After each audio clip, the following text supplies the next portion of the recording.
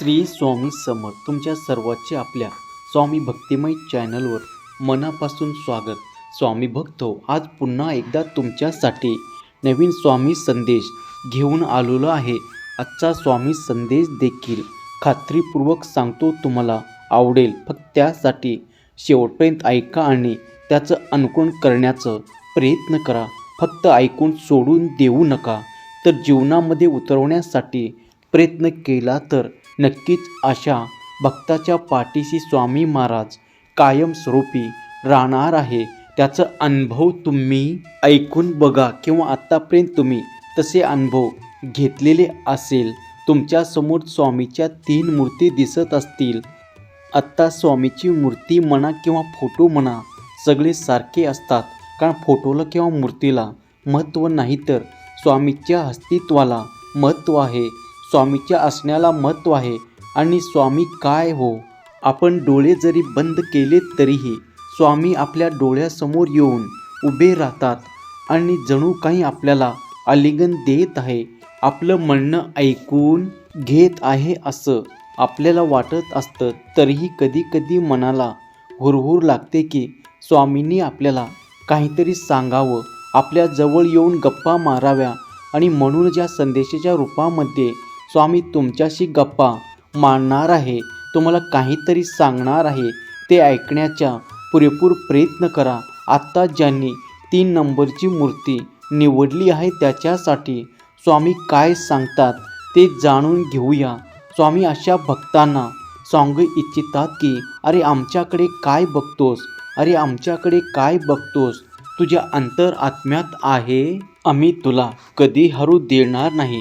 तुझ्या अंतरात्म्यात आहे, आम्ही तुला कधी हरू देणार नाही. माहीत आहे आम्हाला तुला कधी कधी आयुष्याचं गणित चुकल्यासारखं वाटतं. माहीत आहे आम्हाला तुला कधी कधी आयुष्याचं गणित चुकल्यासारखं वाटतं. इथे सगळेच तुझ्या असेल तरीही ते परके वाटतात आणि सगळ्याचंच हात सुटल्यासारखं वाटतात. इथे सगळे तुझे असले तरीही ते परके वाटतात आणि सगळ्याचंच हात सुटल्यासारखे वाटतंय. जे पाय वाट तू गाठला ते आता चुकल्यासारखं वाटत आहे आणि ज्या जागी तू थांबला ते गावच आता तुला अनोखी वाटत आहे. समुद्र तुझी ताण भागू शकत नाही आणि आकाश तुला पंख देऊ शकत नाही. तुझ्या स्वप्नांना उंच झेप घेता येत नाही आणि म्हणूनच तुला तुझ्या आयुष्याचं गणित चुकल्यासारखं वाटत आहे. अरे आयुष्य असे येतात, असे अनेक क्षण आणि भक्कम करावी लागते आपले मन. येतात आयुष्यात कधी असेही क्षण आणि भक्कम करावे लागते आपलेच मन. का विचार करावा या परिस्थितीचा आणि का घाबरावे आम्ही सोबत असताना. का विचार करावा या परिस्थितीचा आणि का घाबरावे आम्ही सोबत असताना. अरे सगळं जग साथ सोडेल पण आम्ही तुझा हात कधीही सोडणार नाही. आम्ही तुझा हात कधीही सोडणार नाही. तू घाबरू नको, तू काळजी करू नको, सतत पुढे जात राहा, भिवू नकोस, आम्ही सदैव तुझ्या पाठीशी आहोत. भिवू नकोस, आम्ही सदैव तुझ्या पाठीशी आहोत. आत्ता ज्यांनी 1 नंबरची मूर्ती निवडले त्याच्यासाठी स्वामी काय सांगतात ते जाणून घेऊया.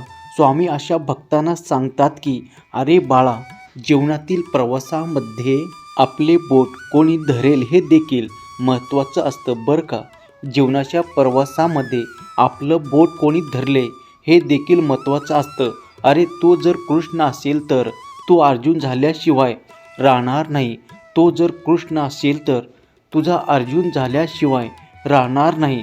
पण हो, तू जर शकुनीचं बोट पकडला असेल तर तुझा दुर्योधन होणं हे निश्चित आहे. म्हणून सल्ला घेताना नेहमी 4 वेळा विचार कर. आणि तरीही विचार करणं जमत नसेल आणि तुला चांगलं सल्ला देणार कोणी नसेल तर आम्ही आहोत. आमच्याकडे आमचा चिंतन कर. अरे आमचं चिंतन करतो, त्याचं चिंतेची चिता पेटवण्याचं काम आमचं आहे. जो आमचं चिंतन करतो त्याच्या चितेची चिता पेटवण्याचं काम आमचं आहे. म्हणून चिंता सोड आणि चांगलं काम करत राहा. म्हणून सगळ्याची अपेक्षा पूर्ण करता करता नेमकं तुला काय हवं हे देखील तू विसरता कामा नये. हे देखील तुला ठाऊक असायला हवं की नेमकं तुला काय हवं आहे. त्यामुळे दुसऱ्याची अपेक्षा पूर्ण करताना स्वतःचं अस्तित्व विसरू नको आणि स्वतःच्या अस्तित्वाला तडा जाऊ देऊ नको. ज्यांना तू हवा आहे ना ते तुझ्या गुणदोषासह तुझा स्वीकार करण्याचं आहे. ज्यांना तू हवा आहे ते तुझ्या गुणदोषासह तुझा स्वीकार करणारच आहे. जसं की मी तुला तुझ्या गुणदोषासह स्वीकारतो आणि तुला योग्यता मार्गावर आणण्याचं कामही आम्हीच करतो. त्यामुळे आम्ही म्हणत नाही की तुझ्यात हे बरोबर आहे आणि हे चुकीचं आहे. तू असा चुकला म्हणून आम्ही तुला कधीच सोडणार नाही.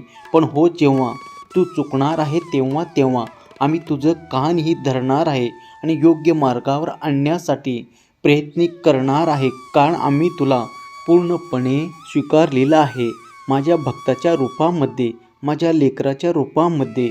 म्हणून तू आमच्याकडे बघ आणि आमच्यावर विश्वास ठेव. अरे, तुझा माथा झुकवताना देखील विचार कर. तुझा माथा तिथेच झुकव जिथे त्याची पावलं तुझ्या सुखदुःखात न कळविता तुझ्या दारापर्यंत नक्की. अशी लोक जे फक्त तुझ्या आनंदात समाविष्ट होतात आणि असंच आम्ही करतो. तुझ्या सुखात काय आणि दुःखात काय आम्ही नेहमीच तुझ्या सोबत राहणार आहोत. भिवू नकोस, मी सदैव तुझ्या पाठीशी आहे. भिवू नकोस, मी सदैव तुझ्या पाठीशी आहे.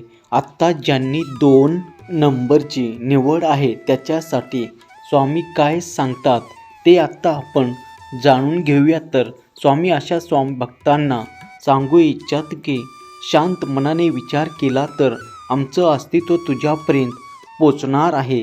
अरे, तू जर शांत मनाने विचार केलं तर आमचं अस्तित्व तुझ्यापर्यंत पोचणार आहे.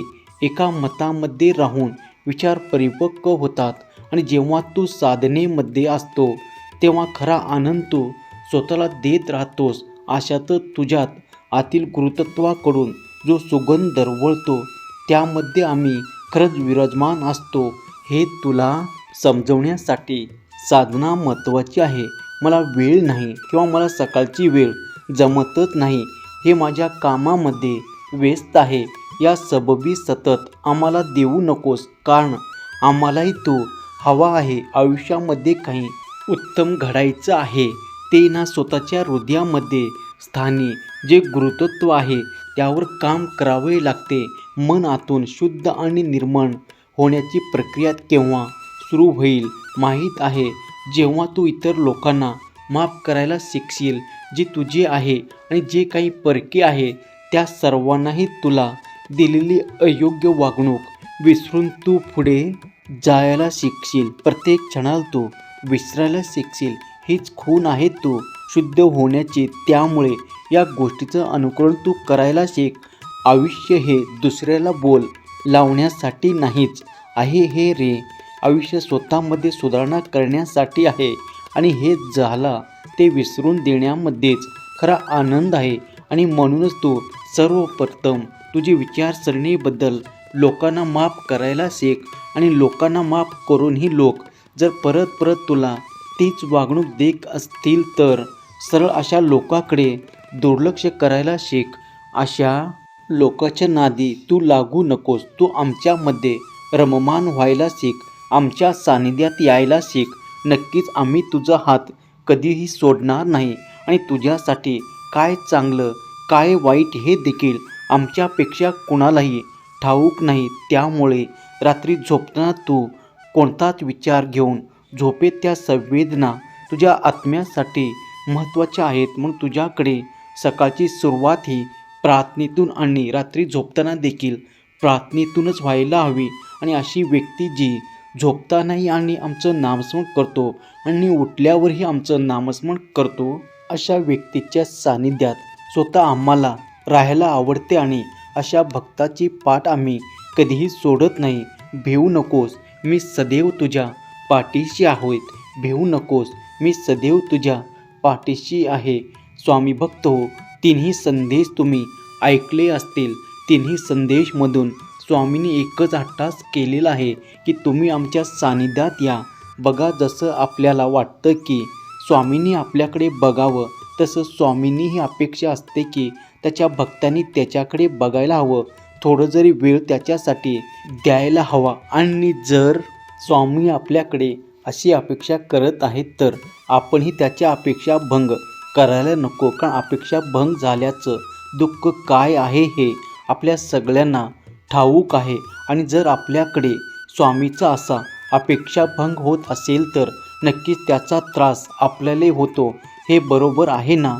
तुम्हाला जर पटत असेल तर नक्कीच स्वामीची साथ कधी सोडू नका. दिवसभरात जे काही रुटीन आहे त्यातून थोडा वेळ काढा, परंतु स्वामीसाठी बसा.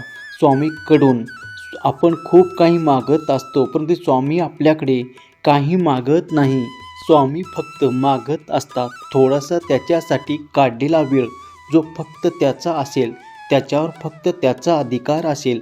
आणि त्यावेळेसही सगळं काही जे पुण्य असतं की जे काही फळ असतं ते आपल्याला परत मिळत असतं. तर स्वामी भक्तो, आजचे स्वामी संदेश तुम्हाला कसे वाटले कमेंटमध्ये नक्की सांगा. असे नवनवीन स्वामी संदेश जाणून घेण्यासाठी आपल्या स्वामी भक्तिमय चॅनलला आत्ता सबस्क्राईब करा. त्यासोबतच शेजारचं बेल बटन प्रेस करून ठेवा, म्हणजे नवीन आलेला स्वामी संदेश तुमच्यापर्यंत लवकरात लवकर पोचावे. चला तर मग पुन्हा भेटूया. तोपर्यंत स्वस्त राहा, मस्त राहा आणि आपले स्वामी संदेश ऐकत राहा. धन्यवाद.